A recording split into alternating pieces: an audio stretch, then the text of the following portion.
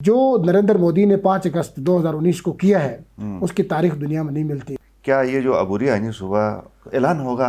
جو متنازع کشمیر سے جڑے ہوئے لوگ ہیں ان کے لیے 2 ہی آپشن ہے، یا تو انڈیا میں جانا ہے انہوں نے یا تو پاکستان میں آنا. ایوان اقتدار ہے وہاں پہ بعض جو اس طرح کی آوازیں ہیں جو کہ اسمبلی کی مدت کے حوالے سے 2.5 سال 5 سال کی باتیں کر رہے ہیں، وہاں پہ ان آوازوں کو کیسے دیکھا جاتا ہے، سنا جاتا ہے؟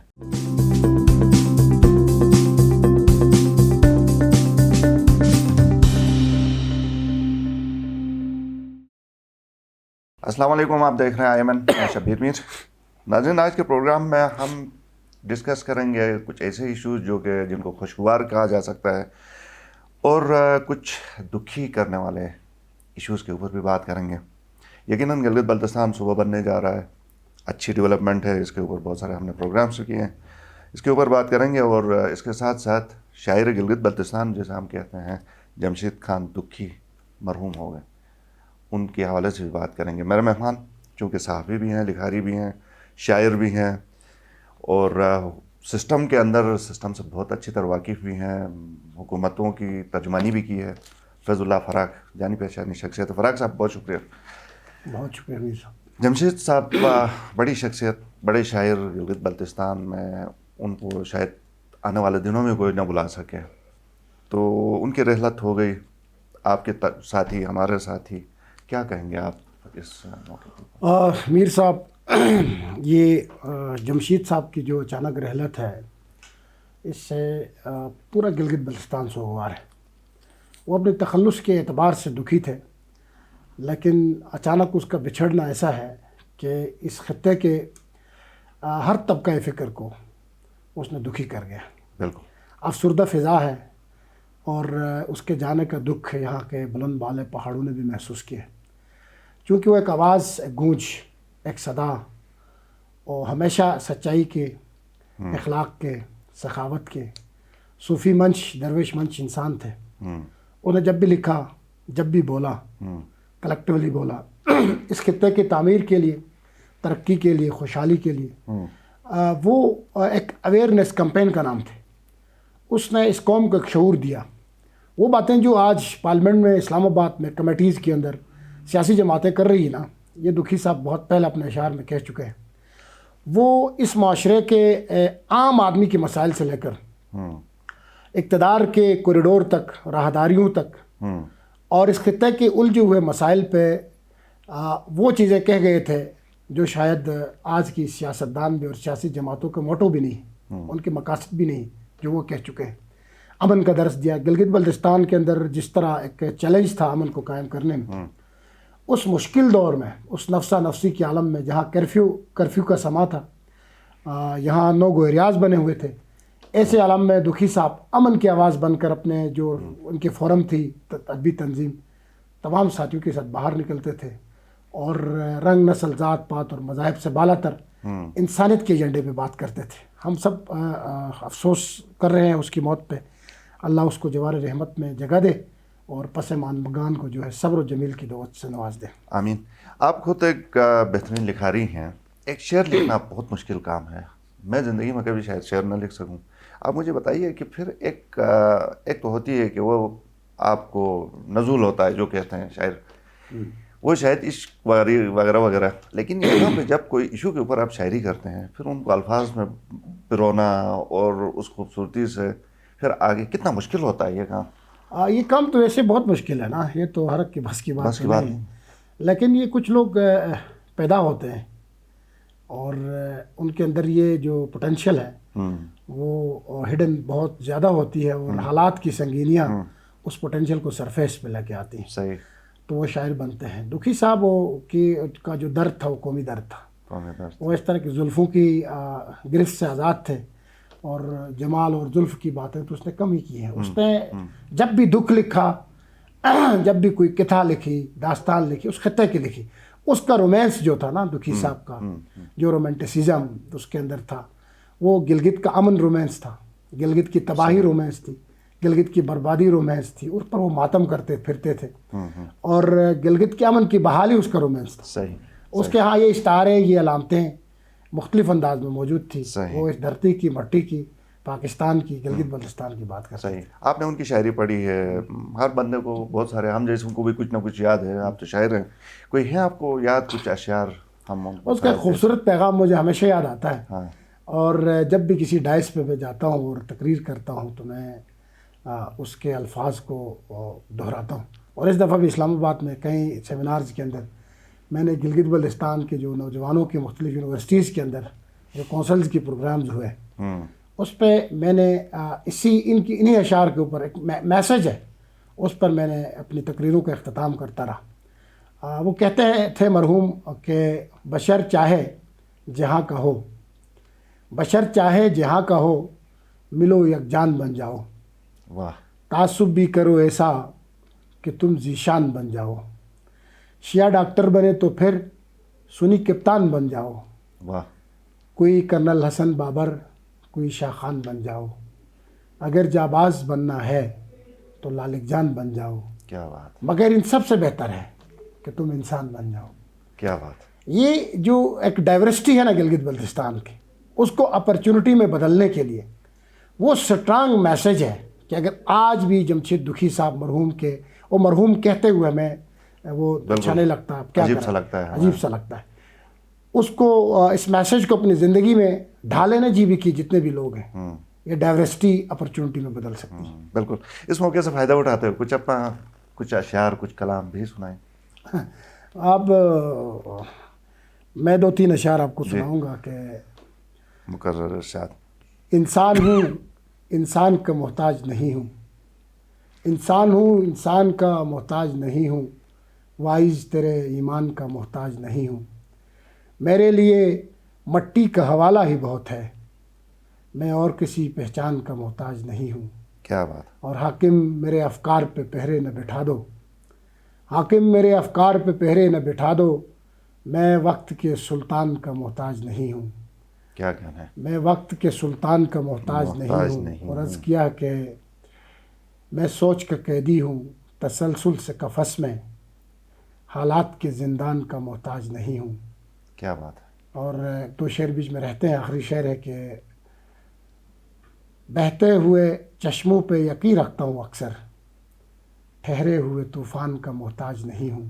اور ایک شعر بھی ہے کہ چھوٹا سا صحیح اپنا ہی تو صحن چمن ہے, مانگے ہوئے دالان کا محتاج نہیں ہوں. کیا بات ہے. یہ جو ہمارا صبح بننے جا رہا ہے, کہیں سے کوئی لگتا ہے کہیں نہ کہیں کلک تو ہے اس کے ساتھ. تو بہرحال سسٹم, جیسے میں نے شروع میں کہا تھا, آپ سسٹم سے بھی بڑے اچھے واقف ہیں. مجھے بتائیے کہ جس طرف پیش رفت ہو رہی ہے یہ ٹھیک جا رہی ہے, سمت ٹھیک ہے, اور ہوگا کچھ نہ کچھ. میر صاحب یہ سوال بہت اہم ہے. گلگت بلتستان اپنی ہسٹری کے سیاسی تاریخ اور ارتقاء کے ایک اہم موڑ سے گزر رہا ہے. شاید بہت بڑا فیصلہ ہونے جا رہا ہے. میں اس بات کو آج پھر آن کرتا ہوں, میں اپنی تحریروں میں بھی یہ لکھ چکا ہوں کہ اگر عمران خان گلگت بلتستان کو عبوری آئینی شعبہ دینے میں کامیاب ہو جاتے ہیں تو ذوالفقار علی بھٹو کے بعد یہ دوسرا لیڈر ہے جس کو گلگت بلتستان میں یاد رکھا جائے گا. اور یہ جو عبوری سیٹ اپ ہے, گلگت بلتستان الٹیمیٹلی جانا کہاں ہے, یہ جو ڈائریکشنز کا جو سمتوں کا تعین ہے اس کو تھوڑا سا پرکھنے کی ضرورت ہے. گلگت بلتستان نے آخر صوبے کی ہی طرف جانا. صوبہ اس وقت ہے, گلگت بلتستان اس وقت پروونس ہے. 2009 سے لے کر آج تک ایک پروونس ایکسرسائز ہو رہا ہے.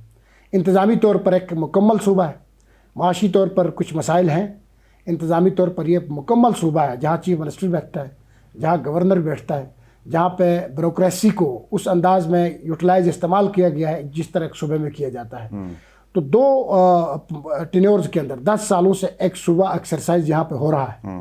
تو اس وقت ہم صوبے میں ہی جی رہے ہیں.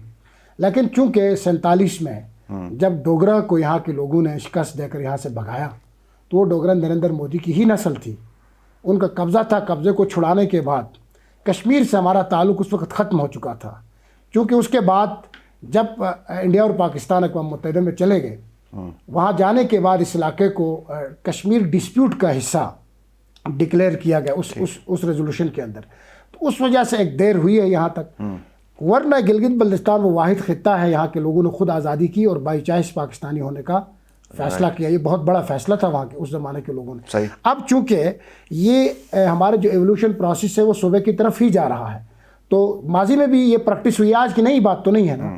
یہ پیپلز پارٹی کے دور میں یہ پریکٹس ہوئی, انتظامی پروونس بنا, ایولیوشن سے ہوتا ہے. مشرف نے اس پہ کوششیں کی تھی, پھر نواز شریف کے دور میں سرتاج عزیز ریکمنڈیشنز آئے, اور 18ویں ترمیم جس طرح ڈیوال ہو کے گلگت بلتستان میں 2018 کے آرڈر میں آئی تھی, اس میں بھی اختیارات یہاں کچھ منتقل ہو چکے تھے. اور اب جو فیز ہے, آخری مرحلہ ہے, اس میں اگر مشروط طور پر ٹل دا سولوشن آف کشمیر بھی ایک ٹمپریری ارینجمنٹ کے ذریعے ہمیں مزید بااختیار بنایا جاتا ہے, تو یہ بہت خوشائن بات ہے. صحیح. میں اصل میں اس تناظر میں پوچھ رہا ہوں, جیسا آپ نے کہا کہ ایولیوشن ہے, ظاہر ہے ہم کافی پہلے سے صوبے کی طرف آہستہ آہستہ جا رہے ہیں.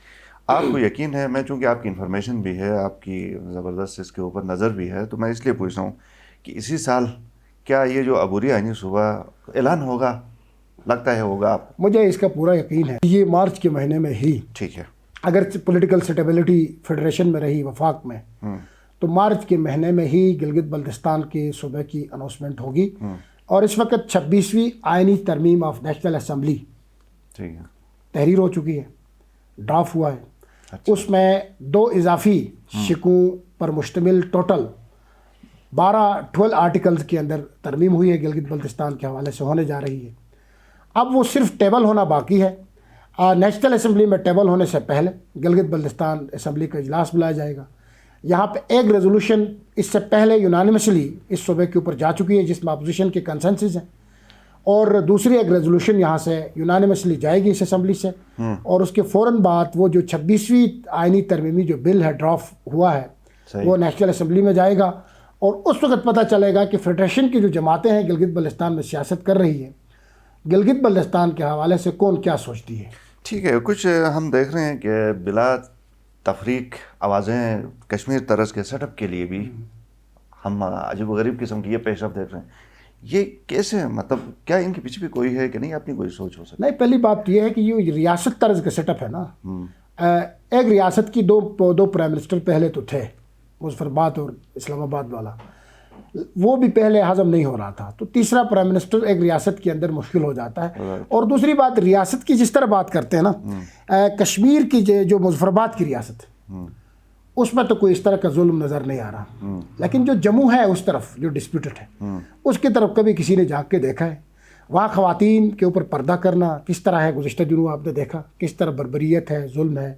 اور جو نریندر مودی نے 5 اگست 2019 کو کیا ہے, اس کی تاریخ دنیا میں نہیں ملتی. اس کو بالکل بلڈوز کیا وہاں کے ڈسپیوٹڈ اسٹیٹس کو, اور ایک اندھا دھن جو ہے نا اس کو آئین میں مرجر کیا, جس پہ کسی دنیا نے شور نہیں مچایا, کہیں سے بھی کوئی آواز نہیں آئی. آج اگر یہ بات سامنے آ جاتی ہے, UN کی ریزولوشن کی لوگ بات کرتے ہیں, تو یونائٹڈ نیشن کی جو قراردادوں کے اندر انڈیا پاکستان 2 ہی آپشن ہیں. جو متنازع کشمیر سے جڑے ہوئے لوگ ہیں ان کے لیے 2 ہی آپشن ہے, یا تو انڈیا میں جانا ہے انہوں نے, یا تو پاکستان میں آنا. اگر کل ان UN ریزولوشنز کو بھی دیکھا جاتا ہے تو آپ نے یا تو انڈیا میں جانا یا تو پاکستان میں جانا. اگر کوئی آدمی انڈیا میں جانا چاہتا ہے تو وہ کھول کے کہے میں اس طرف جانا چاہتا ہوں, ایسی بات تو یہاں ہو ہی نہیں سکتی. یہاں انڈیا کا نام لیتی لوگ سیکھ پا ہوتے ہیں. آپ نے دیکھا ہے بلوچستان سے, وزیرستان سے, کرگل سے, لداخ سے روز گلگت بلتستان کے نوجوانوں کی لاشیں آتی. ایک ضلع گزر جس کو شہیدوں کی زمین کہتے ہیں, اس میں 500 سے 1000 لوگ صرف بارڈر کے اوپر اس ملک کا دفاع کرتے ہوئے جان کا نذرانہ دے چکے ہیں. میں خود ایک ایسی فیملی سے تعلق رکھتا ہوں جو گیار کی برف سے میں نے اپنی بھائی کی لاش کو 4 مہینے بعد نکالی ہے. آج یہ کیسے پاسبل ہے کہ ہم اس آپشن کے اوپر ٹک لگائیں جو انڈیا کی طرف ہے. اس خطے کے بسنے والے لوگوں کا پہلی اور آخری منزل پاکستان ہے, اور الٹیمیٹلی پاکستان میں اسی صوبے کی شکل میں جانا ہے. تو کوئی آپشن نہیں ہے بیچ میں.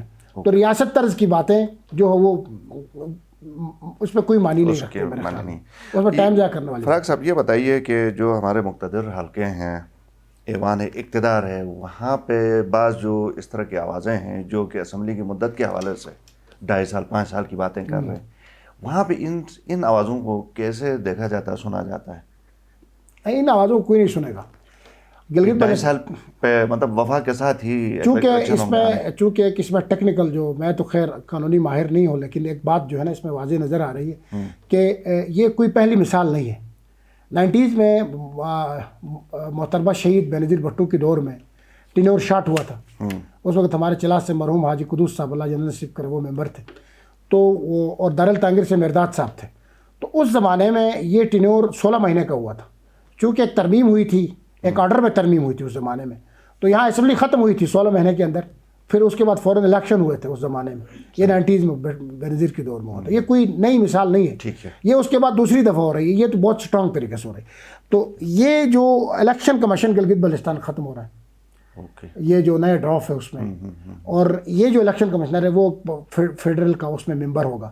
جب الیکشن کمیشن ہی ختم ہوگا ایک آئینی ترمیم کے ذریعے، تو اس الیکشن کمشنر کی کمیشن کی چھتری تلے جو بھی اسمبلی بنی ہے وہ کیسے، کس آئین، کس قانون کے تحت سسٹین کرے، یہ ابھی ختم ہوگی یہ جو ہمارے پاسبل پاس نہیں ہے، ہے، یہ 2.5 سال میں ختم ہو جائے گی، یہ 23 میں الیکشن۔ اور میں یہ سمجھتا ہوں کہ گلگت بلتستان کی جو الیکشن ہے وہ وفاق کے ساتھ ہونا چاہیے، اس سے یہ تاثر جائے گا کہ کون پانی میں ہے، کون خشکی میں ہے، وہ الزامات کا جو بچھاڑ ہے، کبھی اسٹیبلشمنٹ نے جتوایا کسی کو، کبھی وفاق کا اثر پڑا، ہوا چلی، وہ چیزیں ختم ہو جائیں گی اور ایک یونٹ بن جائے گا پاکستان۔ یہ الگ الگ الیکشن سے غلط تاثر جاتا ہے کہ ریاست کی بہت طریقے سے اس کا تاثر ٹھیک نہیں جاتا۔ بہت شکریہ فضل اللہ فراق صاحب، پروگرام میں آنے کے لیے شکریہ۔ ناظرین، پروگرام دیکھنے کا شکریہ، بہت شکریہ، ضرور دیجیے۔ اللہ حافظ۔